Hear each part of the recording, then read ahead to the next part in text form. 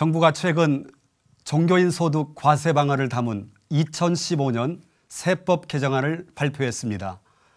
앞서 뉴스에서도 보셨습니다만 개정안을 두고 여전히 의견이 분분합니다. 일부에서는 종교인 과세 서명 운동까지 벌이고 있는데요. 오늘 이슈를 보는 창에서는 그동안 종교인 납세와 관련해 기독교 입장을 대변해온 한국장로교 총연합회 사회인권위원장 박종원 목사님을 모시고 자세한 이야기를 나누어 보겠습니다. 목사님, 오늘 바쁘신 가운데 나오셔서 감사합니다. 감사합니다. 예, 종교인 납세 뜨거운 감자인데요. 이번에 기획재정부가 확정한 세법 개정안 그 내용, 핵심이 무엇입니까? 소득세법 개정안에 종교인 소득이라는 과목을 신설한 것이라고 할 수 있습니다. 말하자면 종교인들이 종교기관에서 받는 사례금을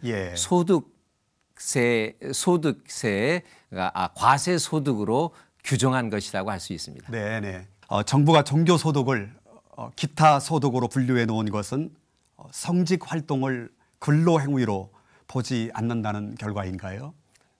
그거는 이제 법률 체계에 대해서 이해가 좀 작은 분들은, 어떤 분들은 종교인 소득이라는 항목을 신설해 준 것에 대해서 고마움을 표시하는 분들도 있습니다.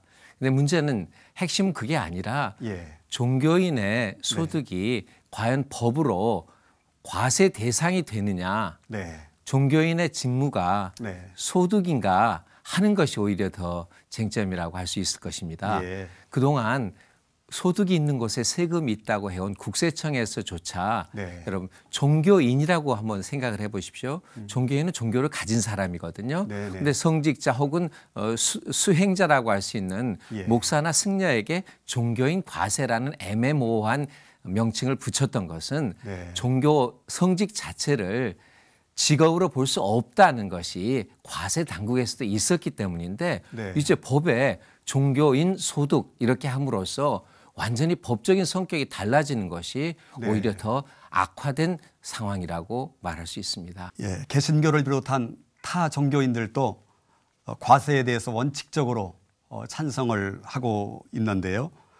다만 과세 방식에서 차이가 좀 있는 것 같습니다. 기독교는 과세 방식에서 어떤 입장인가요? 사실 작년부터요. 종교인 과세 간담회 가서 세 종교, 대표적인 우리나라의 세 종교, 불교, 천주교, 기독교는 전부 자발적인 납부를 얘기를 했습니다. 그런데 이제 다른 종교와 다른 것이 저희 같은 경우 종교인과 말하자면 성직자와 또 신자가 공동으로 해서 재정을 공개하고 또 운영하는 것은 기독교밖에 없습니다. 말하자면 천주교나 불교인 경우는 우리가 얼마를 낸다 하면 선언적으로 종교기관에서 그것을 정하면 되는 것입니다. 그런데 저희 같은 경우는 실제적인 종교인의 생활비를 각 지교회 형편에 따라 주는 것이기 때문에 입장이 많이 다르다고 할 수 있죠.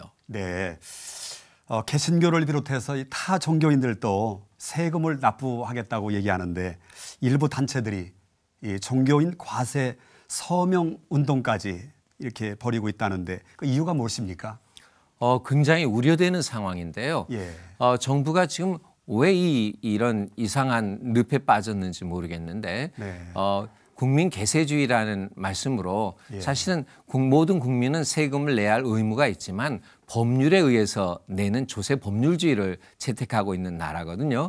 그런데 이제 특별히 대표적으로 납세자 연맹이라는 곳에서 여러분이 나오셔서 언론에서 인터뷰하는 것도 저도 들었습니다. 근데 우려되는 건 이런 겁니다.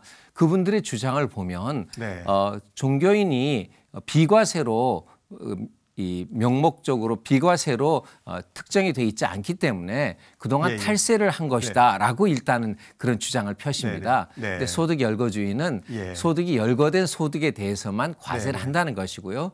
또 하나 그분들이 하시는 것이 지하 경제의 중요한 축이 종교다라는 표현인데 이것은 굉장히 우려되는 말입니다. 이것은 얘기할 수 없는 종교를 안 가질 자유는 있지만 종교를 지하 경제라고 얘기하는 것은 그것은 헌법을 넘어서는 일반 국민이 종교에 대해서 쓸 수 있는 표현이 아니라고 생각이 들어서 염려가 되는 것입니다. 네, 종교인 납세를 법제화해서 강제적으로 납세하는 것보다는 종교인 모두가 자발적으로 납세하기 위해 80%에 달하는 어렵게 살아가는 목회자들의 생활 지원도 함께 해결해야 될 과제가 아닐까요? 그렇습니다. 저희가 한국교회가 작년 4월, 2014년 4월에 거의 전부라고 할 수 있는 주요 55개 교단장님이 승인해 주셔서 자발적 납부를 세금의 납부를 결정하기 전에 우리가 제도로서의 그 과세를 반대했던 이유 중에 하나가 종교에서 지금 기독교의 얘기거든요. 80%가 미자립이기 때문에 우리 기독교 스스로 그것을 이 미자립 교회나 목회자들의 생활비를 돕고 하는데 이것을 국가가 세금으로 가져간다면 이 부족해지는 부분을 어떻게 할 것인가. 또한 국회 예산정책처의 그 자료를 봐도 오히려 세수가 마이너스가 날 수도 있다 하는 그런 자료가 있어서 저희가 실효성이 없는 정책이 아닌가 하고 처음에 반대했던 이유이기도 합니다. 네, 그렇군요. 이번 정부가 이 세법 개정안을 이렇게까지 강력하게 밀어붙이는 이유가 있을 것 같은데요. 두 가지로 생각해 볼 수가 있겠는데요. 지난 정부부터 국민 계세주의, 모든 국민이 세금을 내야 된다 하는 조세 형평성을 들고 나왔는데 그런 명분에 정부가 사로잡혀서 이것을 실제로 세금을 얼마 거둘 수 있든가 그것이 정말 사회복지 기금이 모자라서 국가 재정이 모자란 것을 도움이 되는가를 떠나서 일단은 명분을 세운 것을 해야 된다고 하기 때문에 그러시는 수도 있겠고요.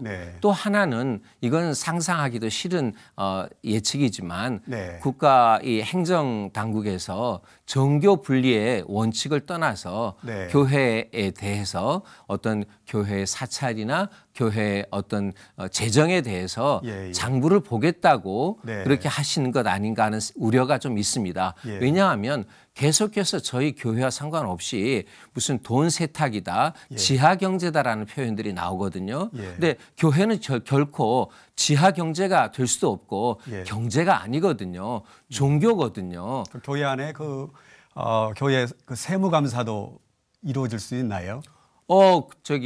종교인의 소득이 과세 대상이라면 그것은 하나의 연결고리가 되어서 종교 자체를 과세 영역으로 만드는 법체계의 성격이 있지요. 그래서 모든 종교, 3대 종교가 자발적인 납부는 이미 결의를 했지만 법제화는 우리나라의 정교 분리 헌법 원칙에 맞지 않기 때문에 그것은 할 수 없다라고 말하는 겁니다. 이번 세법 개정안과 관련해서 혹시 정부에 요청하는 그런 바람이 있습니까? 있지요. 제가 오늘 또 이 자리에 나온 것은 벌써 2014년 4월이면 1년하고도 4개월 전입니다. 그렇습니다. 우리 온 기독교회가 일반 국민이 내는 납세율만큼 말하자면 근로소득세율로 자발적인 납부를 하겠다고 결의를 하고 그것을 이 조선일보와 국민일보에 2번이나 걸쳐서 온 국민들과 교인들 앞에 공고를 했습니다. 그러면 정부는 국가 재정이 부족하고 복지를 해야 하니까 그러면 목사님들 세금을 내시는데 국민의 의무를 하기 위해서 세금을 내시는데 목사님들이 생활비 받으시는 것에서 헌금 내는 거 빼고 이렇게 가족수에 따라서 세금을 납부하시면 됩니다.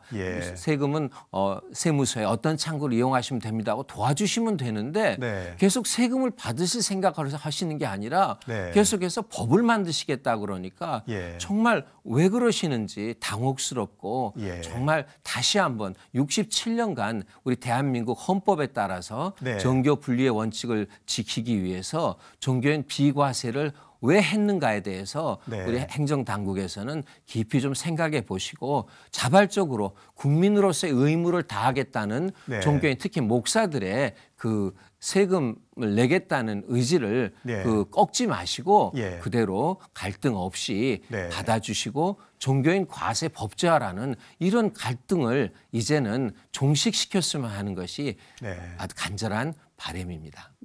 이 일로 인하여 원치 않는 논란만 만들어지지 않도록 정부와 종교계가 협의와 조율 가운데 가장 바람직한 내용의 결론을 얻을 수 있기를 기대합니다. 목사님 오늘 말씀 감사합니다. 고맙습니다.